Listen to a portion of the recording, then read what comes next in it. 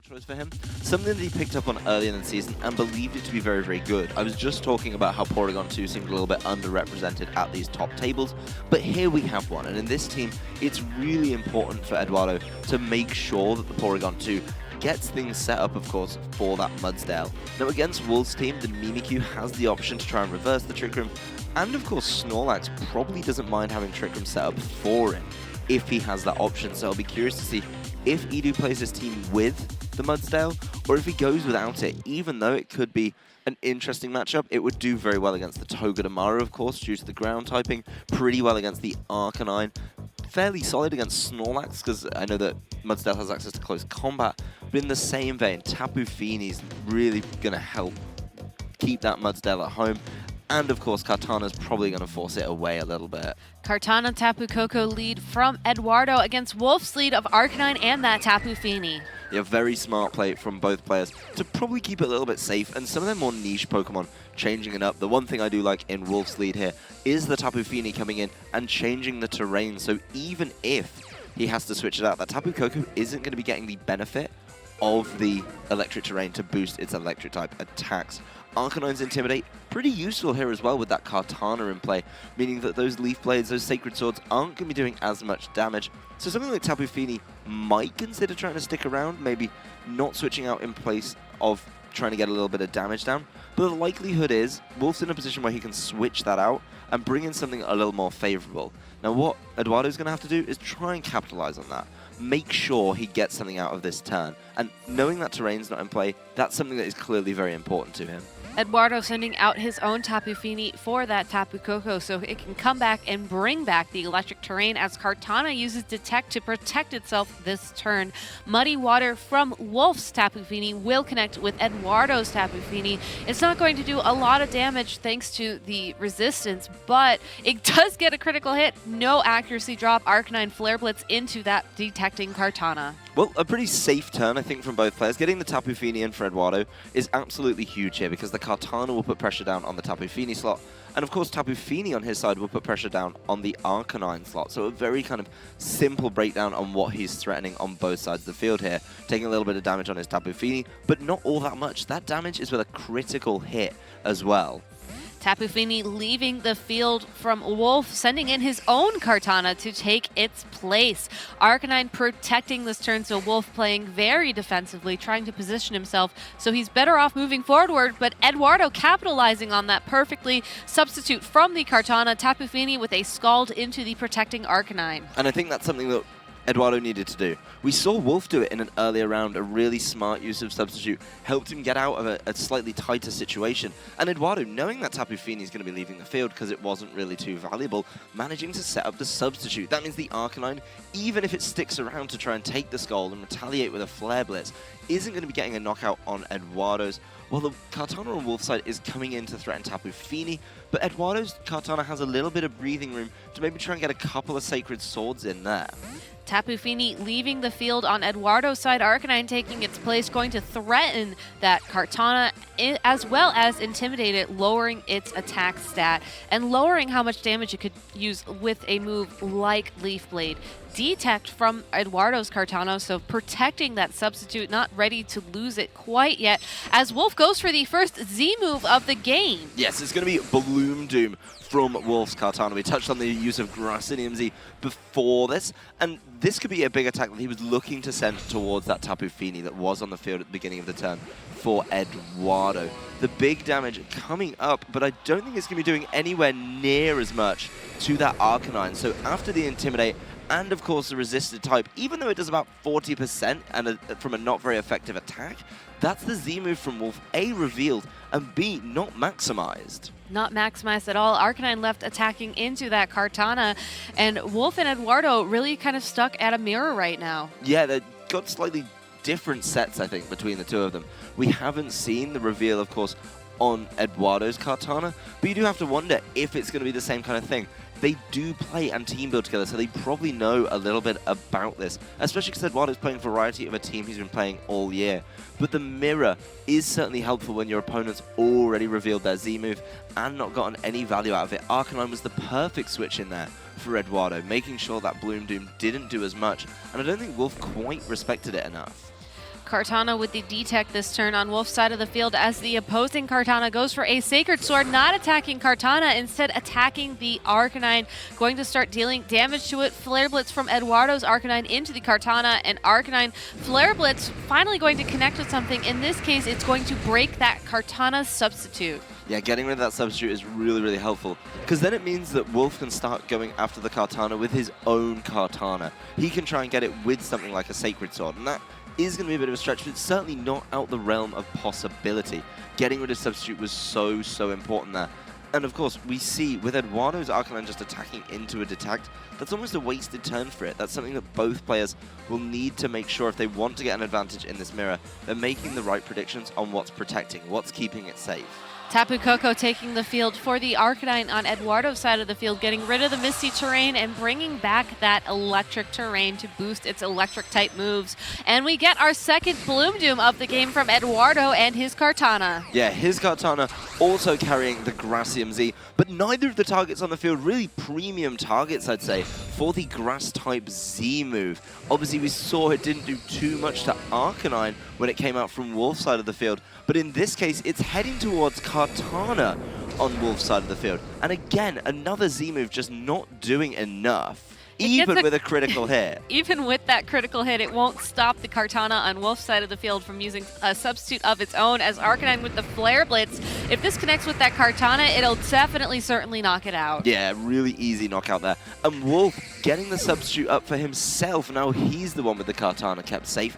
And that's going to be really, really important, especially because Eduardo is now down a Pokemon. We did see the Kartanas matching up, and you have to wonder why the switch out on the Arcanine. Getting that Tapu Koko in, admittedly, is nice, but now the Intimidate, when he brings it back in, isn't even that valuable because it doesn't get Kartana behind the substitute. The substitute not fazed by the scary face of Arcanine at all.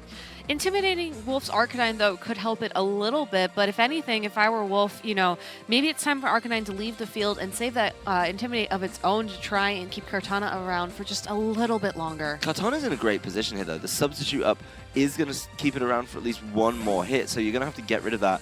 And we've seen from these players smart play to try and get this in. An interesting switch from Wolfe, which Eduardo appears to have fallen for. The Thunderbolt redirected right there. Leaf Blade from that Kartana into the Tapu Koko to bring it down to just below half of its health. And Arcanine on Eduardo's side of the field with the Flare Blitz going to crash into the Kartana to break the substitute. A great switch from Wolfe there. Well, I think what we saw Eduardo trying to do there was double into that Kartana, break the substitute, and knock it out with Flare Blitz. And Wolfe forced to reveal the Togedemaru. But if you're forced to reveal it and you get an advantage out of it, there's absolutely nothing wrong with that at all. The Togedemaru is going to have the option to fake out, and after that start zing-zapping in Electric Terrain, so I'm pretty sure Kartana, even though it's probably a little bit worried about the Arcanine, Togedemaru can keep it in check for at least one, if not more turns.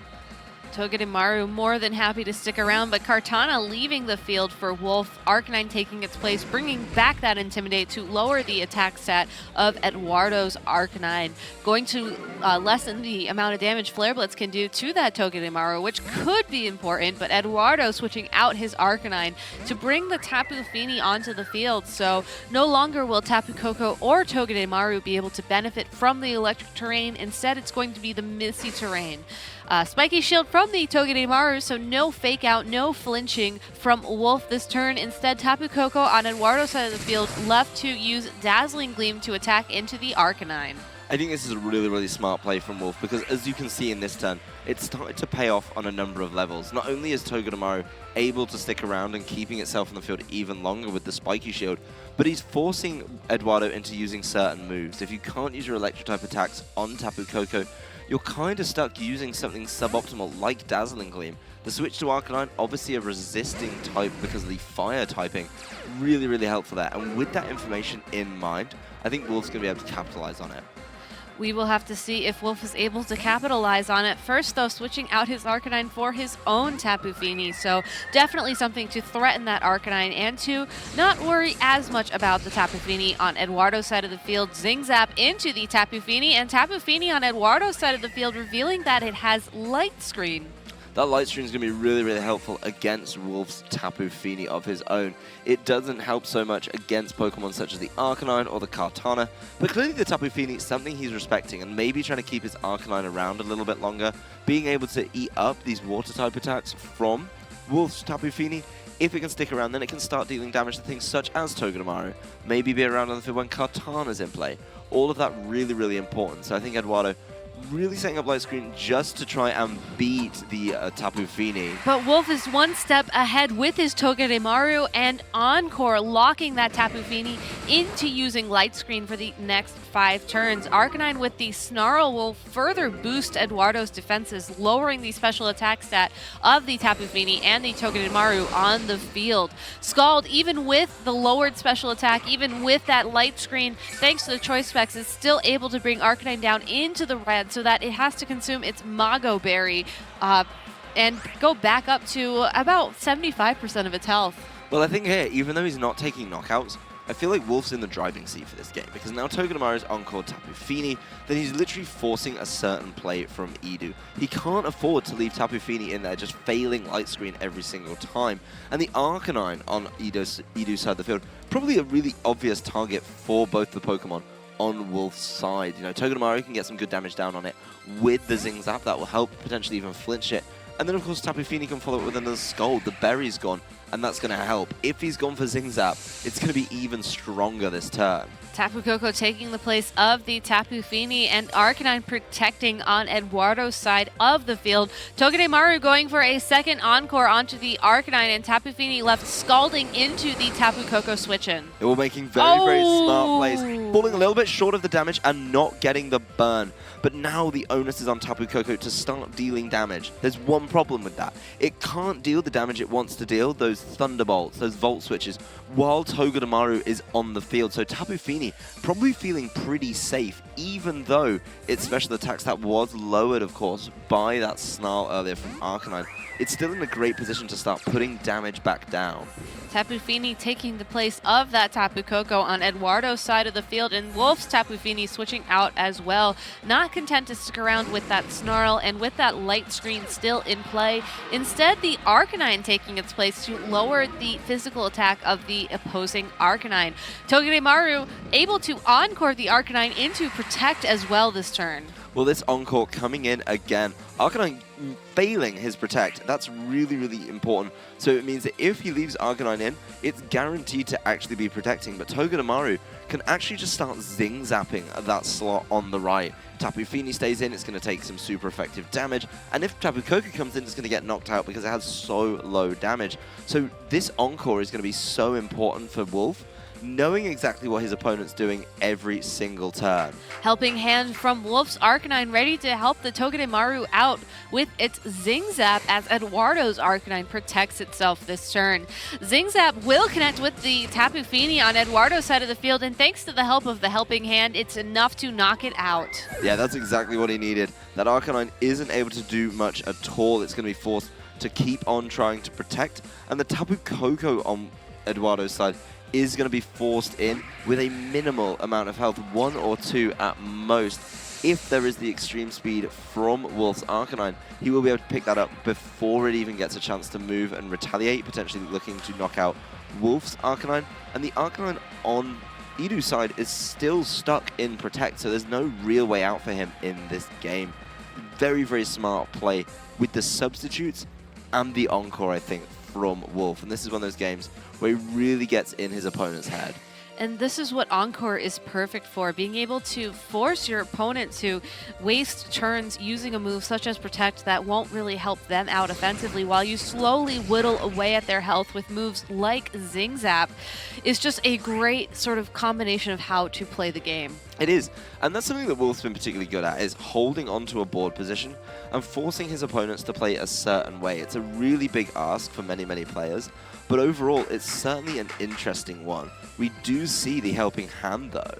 Helping Hand from Arcanine into the Togedemaru. Eduardo not wanting to get locked into Protect for yet another few turns, going immediately for the extreme speed onto the opposing Arcanine and activating Arcanine's Pinch Berry. Dazzling Gleam from the Tapu Koko is not not very effective, and Tapu Koko actually knocks itself out with its own life orb damage. So one Zing Zap here with that helping hand could be enough to knock out that Arcanine and bring us into game 2.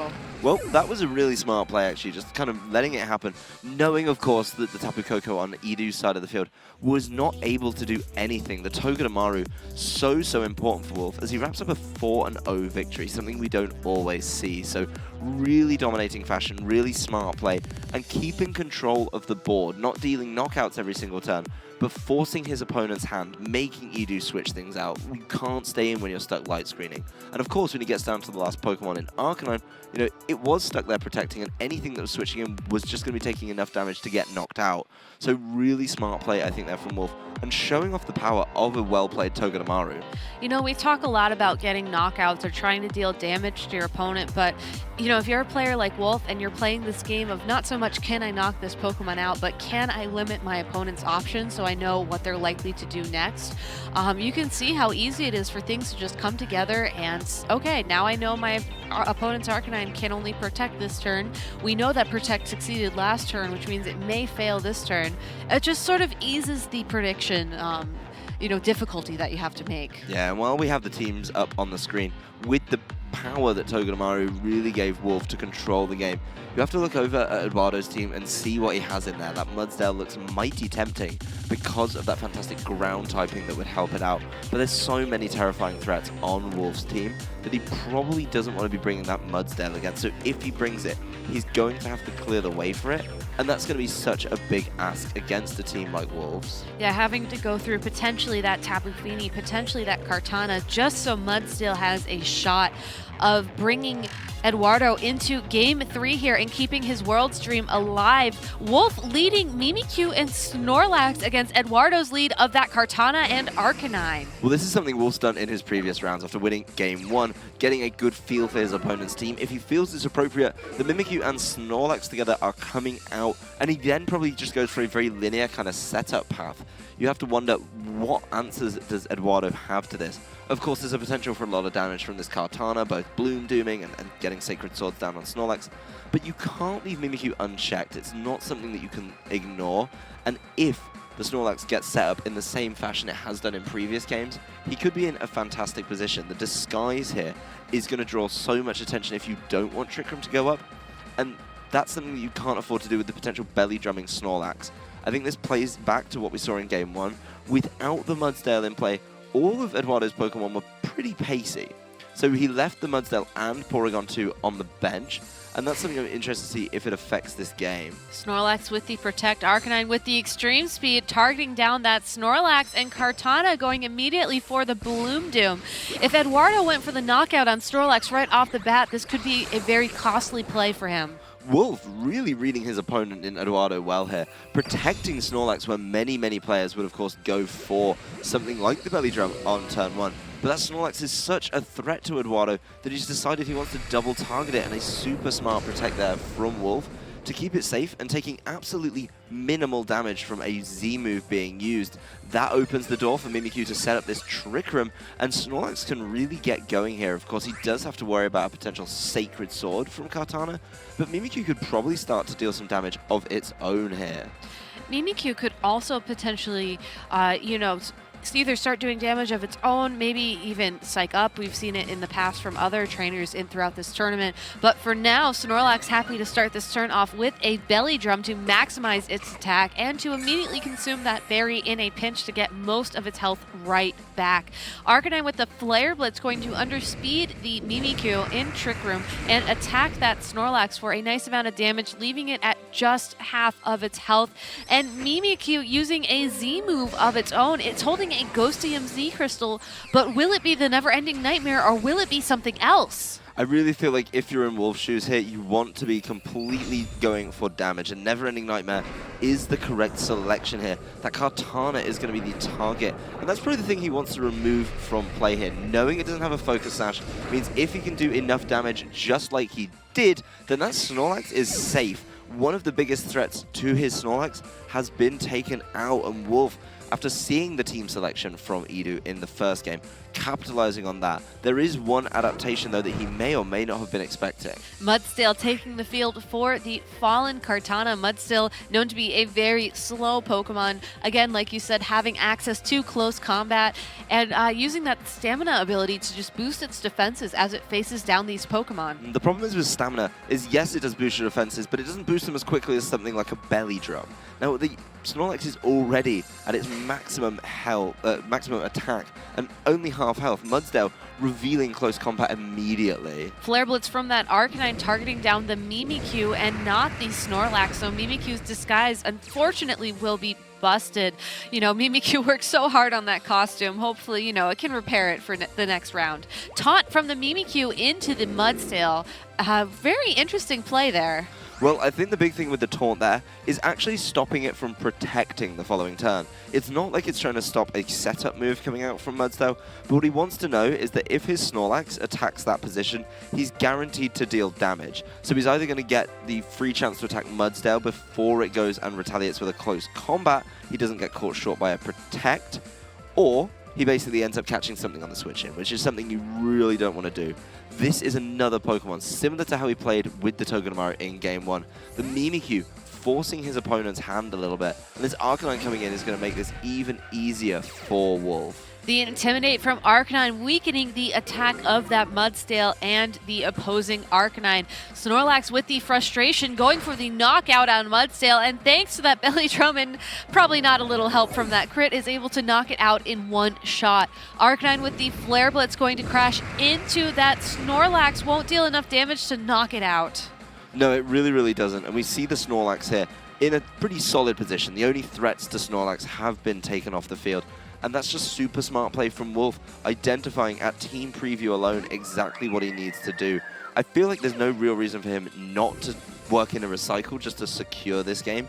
And knowing the last two Pokemon from Edu, Wolfe is completely in the position he wants to be. The Tapu Koko was actually one of the Pokemon that was sacrificed in this instance for that Mudsdale to be bought. And we didn't see anything useful out of the Mudsdale there. We saw it close combat into a protect, but Wolfe read him like a book.